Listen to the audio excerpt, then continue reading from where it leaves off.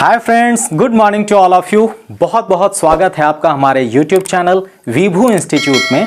आज हम जानेंगे वर्ड्स और उनसे जुड़ी सभी जानकारियों को। ये क्या हैं, इनके कितने टाइप्स होते हैं, एग्जाम्स में कैसे क्वेश्चंस आते हैं, बिना भूले कैसे बहुत सारे वर्ड्स को बहुत दिन तक के लिए हम याद रख सकें, कंपटीशन में किस ट्रिक से इंग्लिश कंप्रीहेंशन में क्वेश्चंस को एकदम सही सॉल्व कर सकें। तो फटाफट नोटबुक और पेन के साथ हो जाइए तैयार। आइए शुरू करते हैं।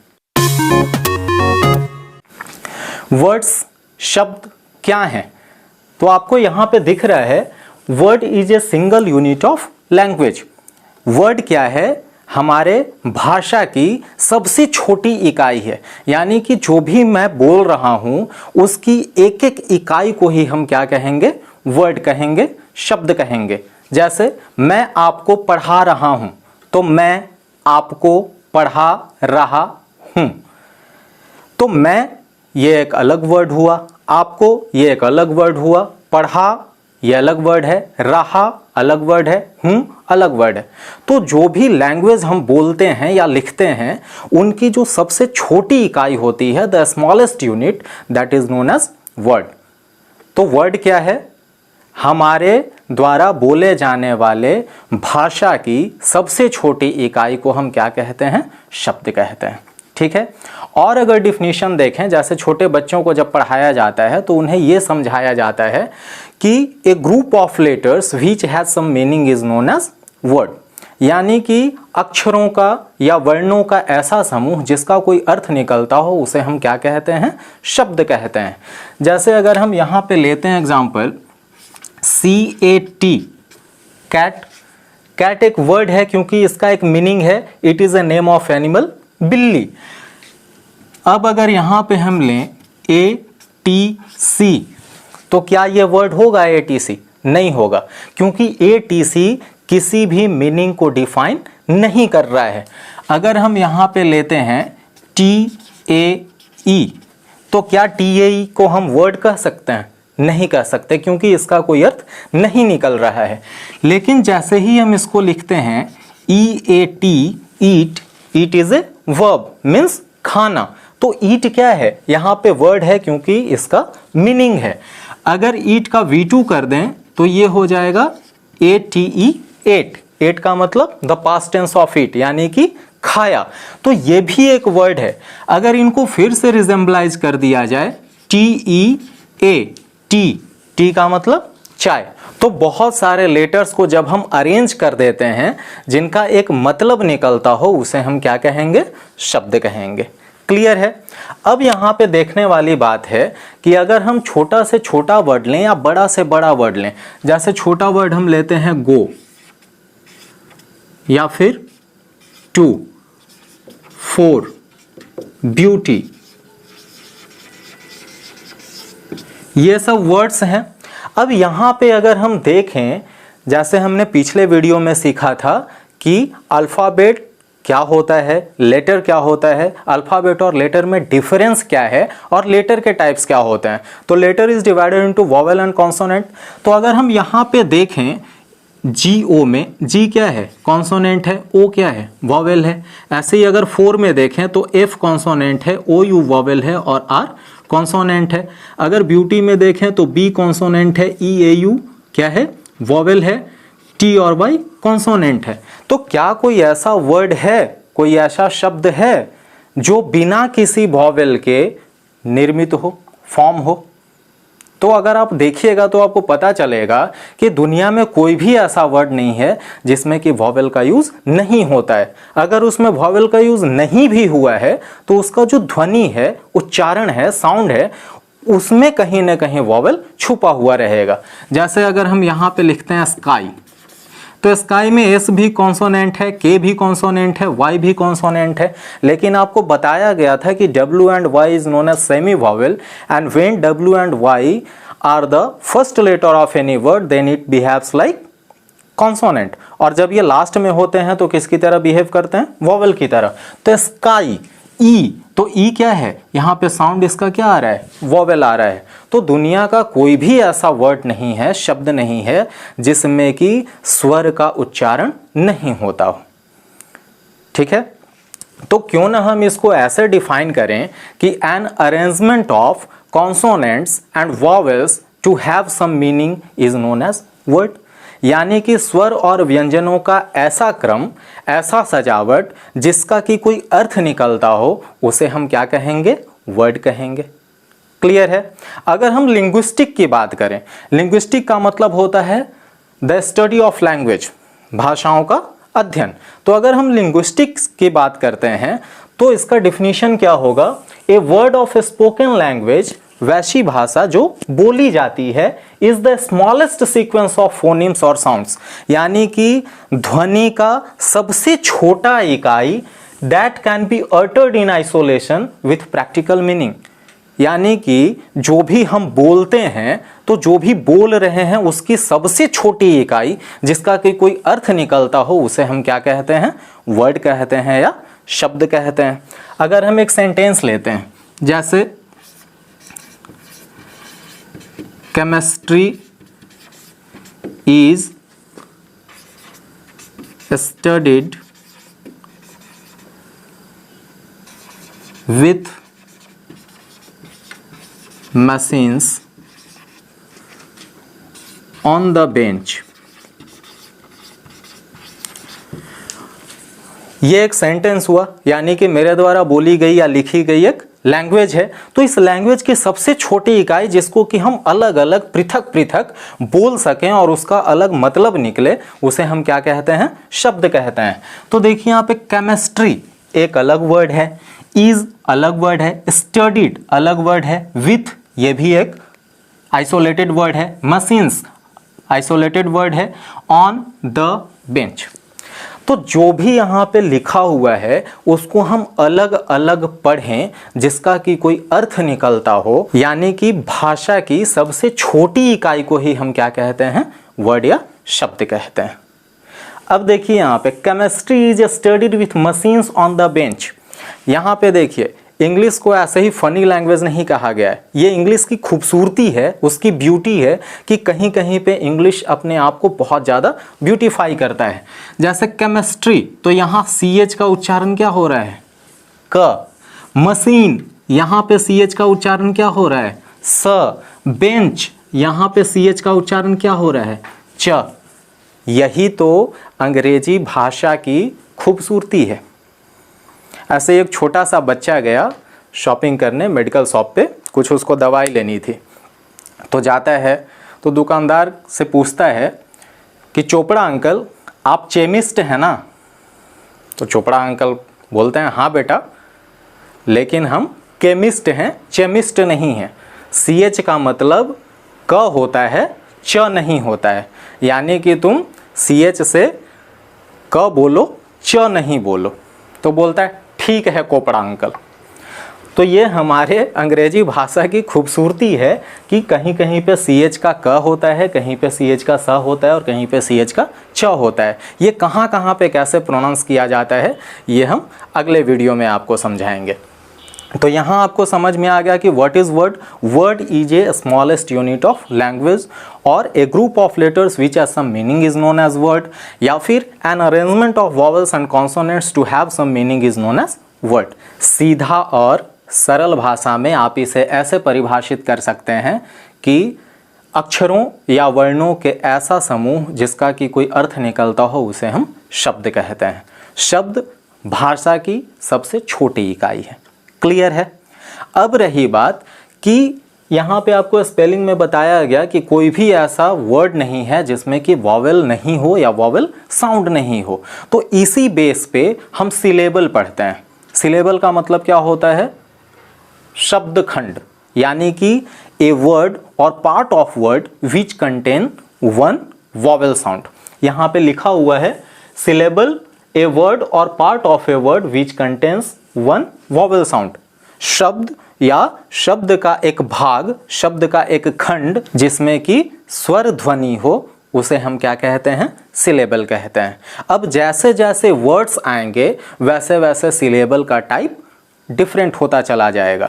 जैसे आप केमिस्ट्री में पढ़े होंगे कि मोनो का मतलब होता है एक, बाई या डाई का मतलब होता है दो, ट्राई 3, टेट्रा 4, पेंटा 5, हेक्सा 6, हेप्टा 7, ऑक्टा 8, नोना 9, डेका 10।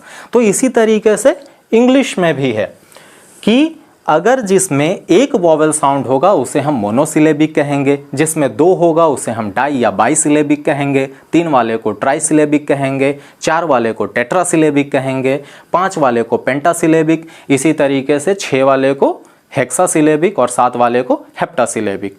आइए अब हम लोग एग्जाम्पल से समझते हैं। मोनोसिलेबिक यानी कि सिंगल वॉवेल साउंड। एग्जाम्पल है बाई खरीदना, यस हाँ, नो ना, जंप कूदना या फानना। आप इसे ऐसे भी याद रख सकते हैं, जब आप शॉपिंग करने जाते हैं और आपको कोई सामान बहुत अच्छा लग जाता है तो लोग आपसे पूछते हैं क्या ये सामान आपको खरीदना है, तो हाँ, तो बाई खरीदना, यस हाँ, ऐसे आप याद कर सकते हैं। अगर आपके जेब में पैसे नहीं हैं तो आप क्या जवाब देंगे? पसंद तो है लेकिन पैसे नहीं है, तो आपका जवाब होगा ना। तो यहाँ पे हो गया नो। अब छोटे बच्चे अगर आपके साथ हों तो बच्चे बहुत ज़्यादा शरारती और ज़िद्दी होते हैं। जब तक उनकी ज़िद पूरी नहीं होगी तब तक वो कुछ ना कुछ उधम मचाते ही रहेंगे। तो खास करके बच्चों में आदत होती है कि जब उनकी ज़िद नहीं पूरी होती है तो वो कूदना फानना शुरू करते हैं, चिल्लाना शुरू करते हैं। तो जंप कूदना, आप इसे ऐसे भी याद रख सकते हैं। तो जिसमें सिंगल वॉवेल साउंड होगा उसे हम क्या कहेंगे? मोनोसिलेबिक वर्ड कहेंगे। जैसे यहाँ पे देखिए buy, U Y, buy, E क्या है? सिंगल वॉवेल साउंड है। यस, ये, ए क्या है? सिंगल वॉवेल साउंड है। New, O single vowel sound. Jump, jump, क्या हो रहा है? सिंगल वॉवेल साउंड हो रहा है। अब हम देखते हैं बाई और डाइसिलेबिक। पिकनिक, यहां देखिए पिक-निक, पी ई नी ई, 2 साउंड आ रहे हैं वॉवेल, तो पिकनिक क्या हो जाएगा? बाई और डाइसिलेबिक वर्ड हो जाएगा। फिर कैक्टस, कैक्टस, तो यहां पे कैक्टस 2 वॉवेल साउंड आ रहा है तो क्या हो जाएगा? डाइसिलेबिक वर्ड हो जाएगा। फिर नैपकिन, नैपकिन, नैप ऐप किन, इन क्या हो रहा है? डाइसिलेबिक वर्ड हो जा रहा है। फिर आते हैं इंडेक्स, इंडेक्स, इन ई डेक्स एक्स क्या हो जा रहा है? डाइसिलेबिक वर्ड हो जा रहा है। तो बहुत सारे ऐसे वर्ड हैं जिनको कि आप उच्चारण करके पता कर सकते हैं कि वो कितने सिलेबिक का वर्ड होगा। ठीक है, अगर हम ट्राइसिलेबिक की बात करें तो देखिए ट्राइसिलेबिक वर्ड क्या है? अबंडन, क्या है? अबंडन। अब बोलिए ए बन डन, ए अलग हो गया, बॉन डन। देखिए ए वॉवेल साउंड है, यहाँ पे बॉन ऑन यानी कि ओ वॉवेल साउंड है, यहाँ पे डी डन ओ वॉवेल साउंड है। तो इसमें 3 वॉवेल साउंड है तो ये क्या हो गया? ट्राइसिलेबिक वर्ड हो गया। आगे देखते हैं एडिशन, ए डी शन, ए डी शन, ए डी ई शन, अन क्या हो गया? ट्राइसिलेबिक वर्ड हो गया। फिर आते हैं एडवेंचर, एडवेंचर क्या हो गया? 3 स्वर है तो ट्राइसिलेबिक हो गया। फिर आते हैं एक्टिवेट, एक्टिवेट, एक्टिवेट। जब आप कोई शब्द को उच्चारण करते हैं तो जिस पॉइंट पे स्ट्रेस आता है तो उस स्ट्रेस से भी आप पकड़ सकते हैं कि उसमें कितना स्वर ध्वनि है, यानी कि उसमें कितना वॉवल साउंड है, और जितना वॉवल साउंड होगा उतना ही उसका सिलेबल होगा। ठीक है, तो यहाँ पे एक्टिवेट, एक्टिवेट क्या हो गया? ट्राइसिलेबिक वर्ड हो गया। फिर देखते हैं अटेंशन, अटेंशन, अटेंशन, अटेंशन क्या हो गया? ट्राइसिलेबिक वर्ड हो गया। फिर खाने पीने की अगर बात कर लें तो बनाना, बनाना, बनाना क्या हो गया? ट्राइसिलेबिक वर्ड हो गया। अब खा पी के पेट भारी हो गया तो थोड़ा घूम फिर लेते हैं, अगर पैदल चलने में परेशानी है तो साइकिल ले लेते हैं, तो साइकिल को क्या लिखते हैं? बाईसिकल। तो यहाँ पे हो गया बाईसाइकल, बाईसाइकल। वाई यहाँ पे भले ही आपको दिख रहा है कि ये कॉन्सोनेंट है, लेकिन साई, ई वॉवेल पकड़ना है, जो साउंड को पकड़ना है, तो बाईसाइकल। तो यहाँ पे बाईसाइकल क्या हो गया? ट्राइसिलेबिक वर्ड हो गया। अब हम आते हैं टेट्रासिलेबिक वर्ड में। लोकैलिटी क्या हो गया? लोकैलिटी। कितना वॉवल साउंड आ रहा है? 4, तो क्या हो गया? टेट्रासिलेबिक वर्ड। फिर आते हैं मिलिटरी, मिलिट्री, मिलिटरी क्या हो गया? 4 वॉवल साउंड है, टेट्रासिलेबिक वर्ड। फिर आते हैं इक्वालिटी, इक्वालिटी,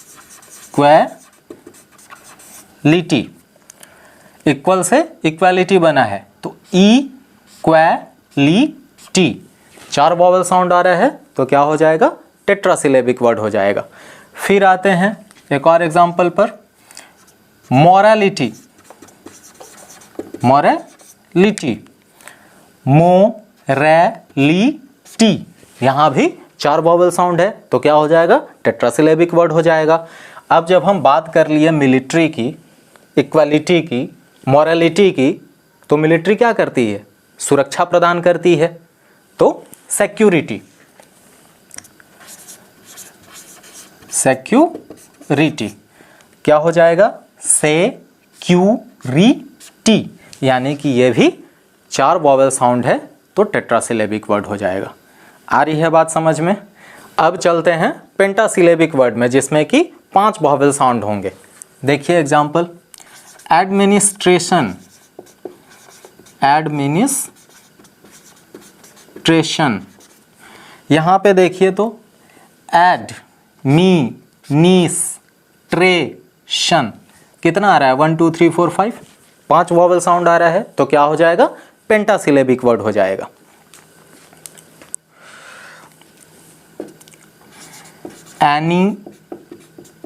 एनिवर्सरी,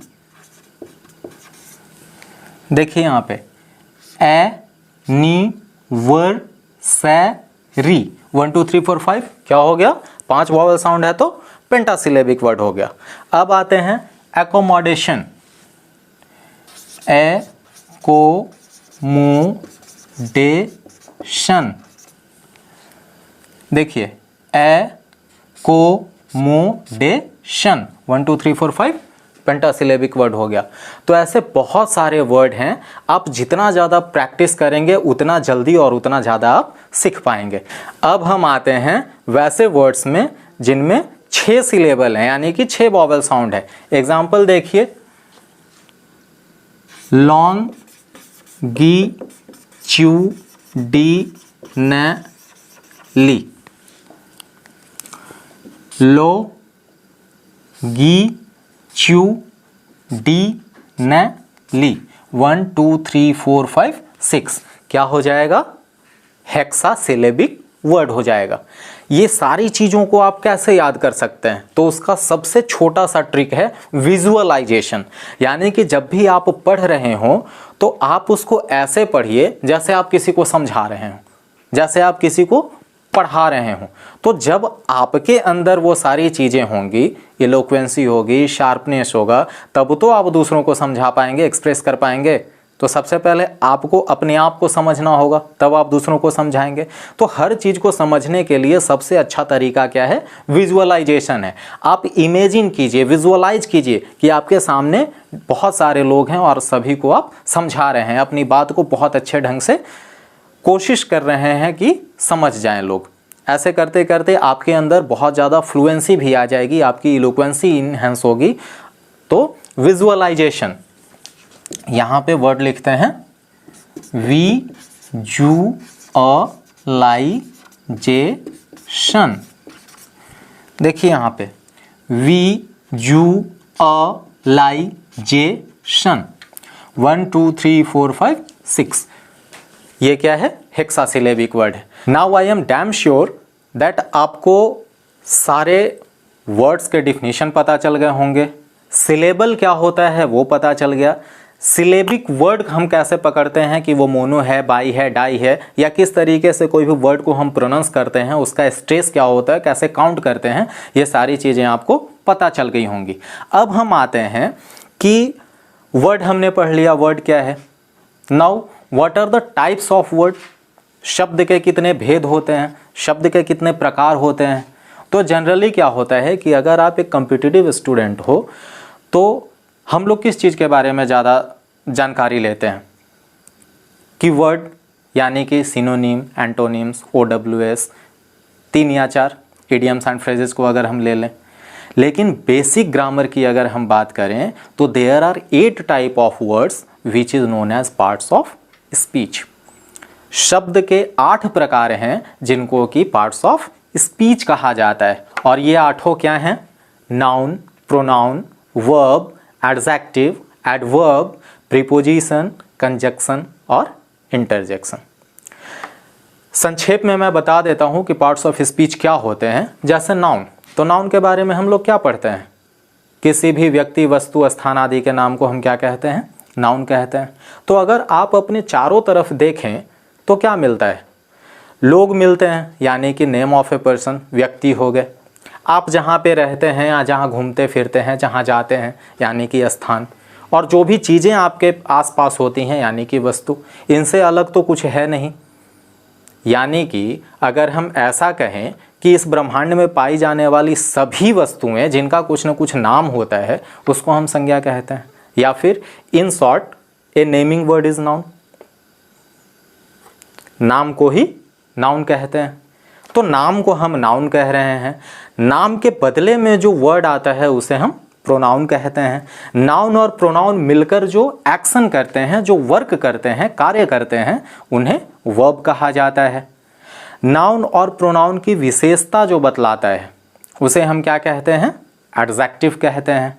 नाउन और प्रोनाउन ने वर्ब को कैसे परफॉर्म किया है उसके मैनर को हम क्या कहते हैं? एडवर्ब, क्रिया विशेषण कहते हैं। किसी भी एक सिंगल सेंटेंस में नाउन और प्रोनाउन का बाकी के अदर वर्ड्स से क्या रिलेशन है, इसे हम प्रीपोजिशन कहते हैं। नाउन और प्रोनाउन को आपस में जो कनेक्ट कर देता है उसे हम कंजक्शन कहते हैं। और नाउन और प्रोनाउन के जो हाव भाव को बता देता है उसे हम क्या कहेंगे? इंटरजेक्शन कहेंगे। क्लियर है? तो बेसिक हमारा यही है कि हमें सबसे ज़्यादा ध्यान किस पे देना है? नाउन पे देना है। क्योंकि सारी चीज़ें कहाँ पे आके रुक रही हैं? नाउन पे रुक रही हैं।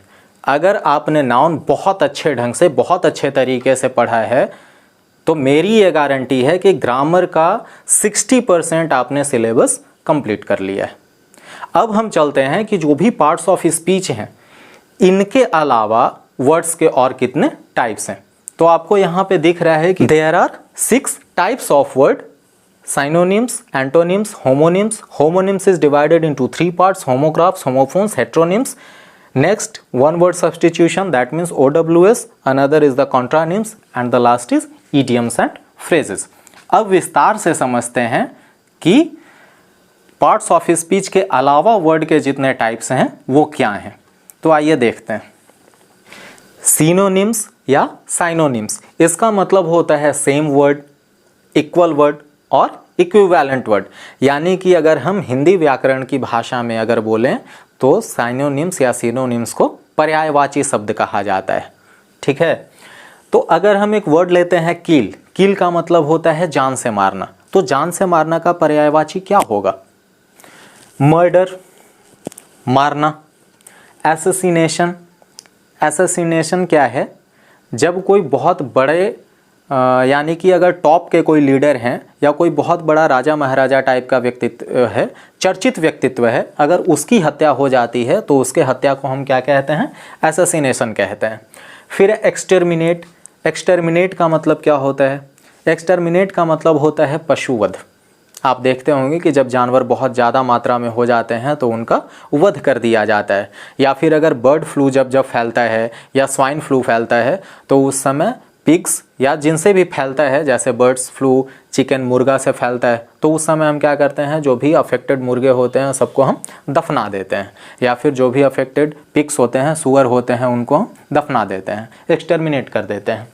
इलिमिनेट, इलिमिनेट का मतलब होता है हटाना। जनरली हम वीडियो गेम्स में इनका यूज़ करते हैं। जैसे अगर आप पबजी खेलते हैं या फ्री फायर खेलते हैं तो जो भी हमारे दुश्मन होते हैं उन्हें हम हटा देते हैं, एलिमिनेट कर देते हैं, मार देते हैं। एक्सेक्यूट, एक्सेक्यूट का मतलब होता है मर्डर विथ प्लान। जब हम एक योजना बनाकर किसी की हत्या करते हैं तो उसे हम क्या कहते हैं? एक्सेक्यूट कहते हैं। लिक्विडेट, लिक्विडेट का मतलब होता है वायलेंट किलिंग। जब बहुत उग्र तरीके से, बहुत ही ज़्यादा विरोधाभास तरीके से किसी की हत्या कर दी जाए तो उसे हम क्या कहेंगे? लिक्विडेट कहेंगे। स्टैब, स्टैब का मतलब होता है गोद कर मारना। चाहे भाला हो, चाकू हो, तलवार हो, उससे अगर हम गोद गोद कर किसी को मार देते हैं तो उसे क्या कहते हैं? स्टैब कहते हैं।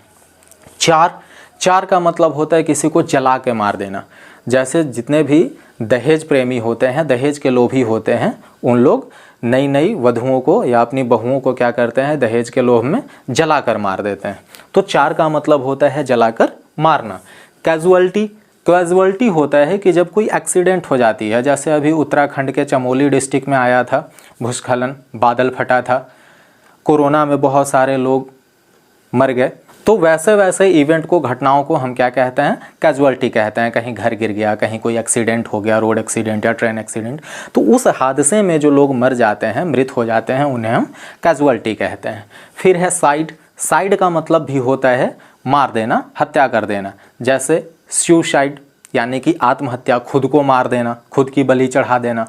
फोर्टिसाइड, गर्भ में जो शिशुओं को मार देते हैं, जिन्हें कि भ्रूण हत्या कहा जाता है। फिर है होमिसाइड, होमिसाइड का मतलब गैर इरादतन हत्या।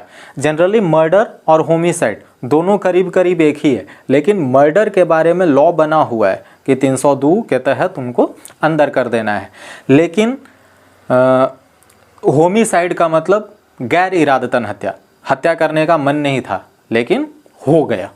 जैसे बहुत तेज़ अगर किसी के साथ हॉट डिस्कशन हो जाता है तो नहीं चाहते हुए भी कहीं कुछ ना कुछ ऐसा हो जाता है कि आदमी खत्म हो जाता है, तो उस तरीके के साइड को हम क्या कहते हैं? होमिसाइड कहते हैं।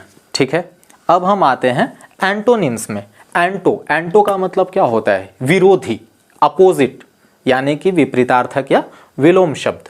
तो एंटोनिम्स का मतलब क्या होगा? Opposite word. Synonyms same word, antonyms opposite word.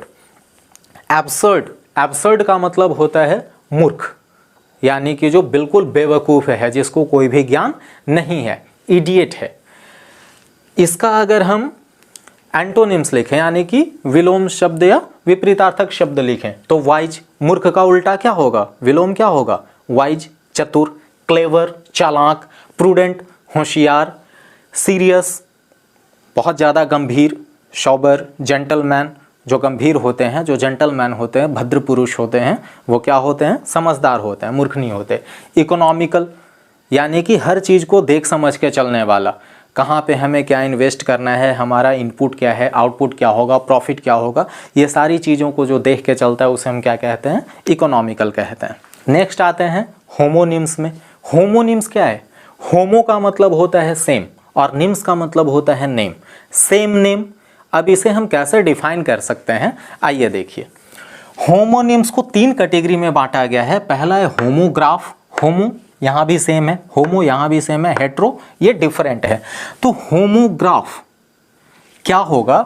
इसमें मीनिंग डिफरेंट होगा लेकिन स्पेलिंग और प्रोनाउंसिएशन क्या होगा, सेम होगा। जैसे मैच, मैच मीनिंग क्या है, डिफरेंट है। एक मैच का मतलब क्या है, मिलान, यानी कि ये उससे मैच कर रहा है, ये उससे मिल रहा है, रिजेंबल कर रहा है। और एक मैच का मतलब क्या है, क्रिकेट मैच, जो कि टूर्नामेंट होता है, क्रिकेट मैच, फुटबॉल मैच, इस तरीके से। तो मीनिंग क्या होगा, डिफरेंट होगा। स्पेलिंग, दोनों का स्पेलिंग आप देख लीजिए, MATCH MATCH सेम है। प्रोनाउंसिएशन ये भी सेम है, मैच मैच, लेकिन अर्थ क्या है, बदल जा रहा है। एक मैच का मतलब मिलना, रिजेंबल करना, समानता, और दूसरे मैच का मतलब क्रिकेट या फुटबॉल मैच वाला मैच। क्लियर है। अब आते हैं होमोफोन्स में। होमो का मतलब समान और फोन्स का मतलब साउंड, यानी कि इसमें डिफरेंट क्या होगा, मीनिंग और स्पेलिंग डिफरेंट होगा लेकिन उच्चारण क्या होगा, सेम होगा। ठीक है। देखिए मेल, मेल उच्चारण क्या हो रहा है, सेम हो रहा है, मेल मेल, लेकिन मीनिंग भी अलग होगा और स्पेलिंग भी अलग होगा। MAIL, मेल का मतलब चिट्ठी, किसी को संदेश देना। ठीक है। और दूसरा MALE, मेल का मतलब पुरुष, पुल्लिंग। तो यहाँ पे स्पेलिंग क्या है, अलग है, मीनिंग क्या है, अलग है, लेकिन प्रोनाउंसिएशन क्या है, सेम है। आप इसे ऐसे याद रख सकते हैं, होमोग्राफ, होमोफोन्स। आप इसे बहुत ही आसानी से याद रख सकते हैं। होमोग्राफ क्या होगा, स्पेलिंग और प्रोनाउंसिएशन सेम होगा, मीनिंग डिफरेंट होगा। होमोफोन्स, फोन का मतलब साउंड, ध्वनि, यानी कि उच्चारण सेम होगा, बाकी सब चीज डिफरेंट होगा। देखिए उच्चारण यहाँ पे क्या हो रहा है, mail male, buy by, break brake, hour our, new knew, लेकिन इनका मीनिंग और स्पेलिंग सब अलग अलग है। स्पेलिंग MAIL, मेल, इनका मीनिंग क्या होगा, संदेश। MALE, स्पेलिंग, इसका मीनिंग क्या होगा, पुलिंग।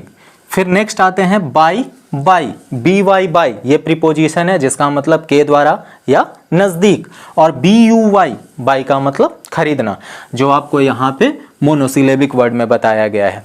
ठीक है।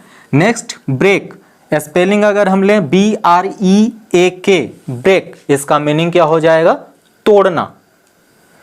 और BRAKE, ब्रेक, इसका मतलब क्या हो जाएगा, रोकना। तो ब्रेक और ब्रेक प्रोनाउंस क्या हो रहा है, सेम हो रहा है, लेकिन स्पेलिंग भी अलग है और मीनिंग भी अलग है। फिर लेते हैं आवर, आवर, OUR, आवर का मतलब हमारा, ये प्रोनाउन है, लेकिन HOUR, आवर का मतलब घंटा, ये नाउन है। ठीक है। न्यू, NEW, न्यू का मतलब नया, KNEW, नो का V2 है, न्यू, जाना, जानता है का जाना। क्लियर है। हेट्रोनिम्स क्या होता है, हेट्रो का मतलब होता है डिफरेंट, यानी कि इसमें स्पेलिंग सेम होगा, बाकी मीनिंग और प्रोनाउंसिएशन क्या होगा, डिफरेंट होगा। कैसे, आपको स्पेलिंग दिख रहा है LEAD, lead, LEAD, lead, spelling क्या है, सेम है, लेकिन अगर हम इसको उच्चारण अलग अलग तरीके से करेंगे तो उसका अर्थ भी अलग अलग होगा। जैसे LEAD, अगर इसे हम लीड पढ़ते हैं तो लीड का मतलब होता है नेतृत्व करना, लीड से लीडर बना है, नेतृत्व से नेता। लेकिन अगर LEAD इसे लेड पढ़ा जाए तो it is a name of metal, ये एक धातु का नाम है जिसे कि हम हिंदी में शीशा कहते हैं। ठीक है। BASS, स्पेलिंग क्या है, सेम है, लेकिन जब इसका उच्चारण अलग होगा तो इसका अर्थ भी अलग हो जाएगा। जैसे BASS, बेस, बेबी को बेस पसंद है, तो बेस का मतलब क्या हुआ, म्यूजिक। अगर इसे हम बेस पढ़ें तो इसका क्या होगा, मतलब म्यूजिक। और ये बास, अगर इसे हम बास पढ़ते हैं तो ये it is a type of fish, ये मछली का एक प्रकार है। ऐसे ही हम आते हैं CLOSE, स्पेलिंग सेम है, लेकिन जब उच्चारण करेंगे तो उसका अर्थ भी बदल जाएगा। CLOSE, अगर इसे हम पढ़ते हैं क्लोज, तो क्लोज का मतलब क्या होता है, बंद करना, खत्म करना, समाप्त करना। लेकिन अगर इसे हम पढ़ेंगे क्लोज, तो क्लोज का मतलब क्या होगा? नजदीकी। He is my close friend, वो मेरा बहुत ही नजदीकी दोस्त है। ठीक है, आ रही है बात समझ में? अब हम चलेंगे वन वर्ड सब्स्टिट्यूशन में। वन वर्ड सब्स्टिट्यूशन क्या है? अनेक शब्दों के लिए एक शब्द। One who has no money, ऐसे पुरुष या ऐसे व्यक्ति जिनके पास कुछ भी पैसा नहीं होता, कोई धन नहीं होता है। तो किसके पास कोई धन नहीं होता है? अगर आप बात करें भिखारी की, तो भिखारी के पास भी धन होता है। धन किसके पास नहीं होता है? तो कंगाल। कंगाल को इंग्लिश में क्या कहते हैं? पॉपर। पॉपर का मतलब क्या होता है? कंगाल। यानी कि a person who has no money is known as pauper. ये 5 नंबर का एसएससी, चाहे आप सीएचएसएल की तैयारी कर रहे हो, एमटीएस की कर रहे हो, स्टेनो की कर रहे हो या सीजीएल की कर रहे हो, सब में 5 नंबर का साइनो, एंटो, ओडब्ल्यूएस, इडियम्स एंड फ्रेज पूछता ही पूछता है। और सबसे ज़्यादा लोग फंसते हैं इडियम्स एंड फ्रेजेस में और प्रीपोजिशन में। क्लियर है? Next, one who know many languages, ऐसे व्यक्ति जो बहुत सारी भाषाओं का ज्ञान रखते हैं, उन्हें क्या कहते हैं? बहुभाषी। तो बहुभाषी को इंग्लिश में क्या कहेंगे? पॉलीग्लॉट, बहुभाषी। क्लियर है? तो इसी तरीके से क्वेश्चंस आते हैं। बाकी सारा चीज़ मैं धीरे धीरे आपको विस्तार से समझाऊंगा, अभी संक्षेप में समझ लेते हैं। फिर है कॉन्ट्रानिम्स। कॉन्ट्रा, कॉन्ट्रा का मतलब कंट्राडिक्शन। कॉन्ट्राडिक्शन कहने का मतलब जो आपस में ही विरोधाभास करे। तो क्या होता है? The combination of homonyms. Homonyms का मतलब सेम स्पेलिंग होगा, सेम प्रोनाउंसिएशन होगा, एंड एंटोनिम्स, यानी कि सेम प्रोनाउंसिएशन और सेम स्पेलिंग हो, लेकिन वो क्या हो? आपस में ही विरोधाभास करें, यानी कि उनका अर्थ बिल्कुल अलग अलग हो। जैसे एक एग्जांपल लेते हैं, ट्रांसपेरेंट। ट्रांसपेरेंट, अगर हम फिजिक्स सब्जेक्ट की बात करें तो ट्रांसपेरेंट का मतलब क्या होता है? पारदर्शी।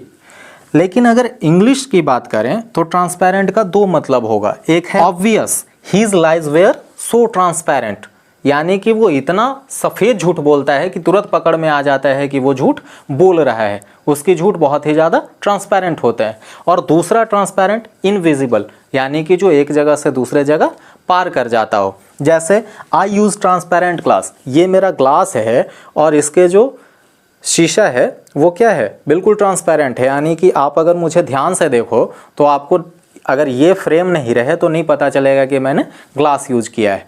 तो एक ट्रांसपेरेंट का मतलब ऑब्वियस और दूसरे ट्रांसपेरेंट का मतलब क्या होगा? इनविजिबल। ऐसा ही एक और एग्जांपल लेते हैं, लेफ्ट। लेफ्ट का मतलब क्या होगा? छोड़ना। डिपार्टेड, किस सेंस में छोड़ना? The train has left the station, train खुल चुकी है या ट्रेन स्टेशन को छोड़ चुकी है, तो यहाँ पे डिपार्टेड आ गया, जाना। दूसरा है रिमेन्स, यानी कि अवशेष। जो चीज़ें बच गई हैं उन्हें हम क्या कहते हैं? रिमेन्स कहते हैं, अवशेष कहते हैं। तो उसका भी क्या होता है? लेफ्ट होता है। ऐसे ही एक और एग्जांपल लेते हैं, पुट आउट। पुट आउट का 2 अर्थ होता है, एक तो होता है जेनरेट, यानी कि उत्पन्न करना, उत्पादन करना, और दूसरा होता है एक्सटिंग्विश, यानी कि बुझाना। जैसे the police taught us how to extinguish the fire, police के कर्मियों ने हमें सिखाया कि आग को कैसे बुझाते हैं। तो पुट आउट का 2 मतलब हुआ, एक तो जनरेट और दूसरा बुझाना, एक्सटिंग्विश। तो कॉन्ट्रानिम्स क्या होता है? The combination of homonyms and antonyms. एक ऐसा वर्ड जिसका स्पेलिंग और उच्चारण दोनों क्या होगा? एक होगा, लेकिन वो आपस में क्या होंगे? विरोधाभास होंगे। अगर सीधा सीधा साफ साफ शब्दों में कहा जाए तो एक ऐसा वर्ड जिसके 2 अर्थ होते हैं और दोनों आपस में कॉन्ट्राडिक्ट करते हैं, एक दूसरे से अपोजिट होते हैं, विरोधाभास करते हैं। क्लियर है? अब आते हैं नेक्स्ट ईडियम्स में। ईडियम्स क्या होता है? लोकोक्तियाँ क्या होती हैं? मुहावरे क्या होते हैं? मुहावरे को जनरली प्रोवर्ब्स कहा जाता है। ईडियम्स क्या है? Different meaningful words combined together that has different meaning, यानी कि अगर 2 या 2 से ज़्यादा शब्दों को आप जोड़ते हैं तो जो यूनिट का, यानी कि आइसोलेटेड यूनिट का जो मीनिंग होता है, जुड़ने के बाद वो मीनिंग नहीं रह जाता है, उसका अर्थ बदल जाता है। और according to situation we use those words. जैसे अगर हम बात करें क्रोकोडाइल्स टीयर्स, क्रोकोडाइल का मतलब, क्रोको का मतलब क्या होता है?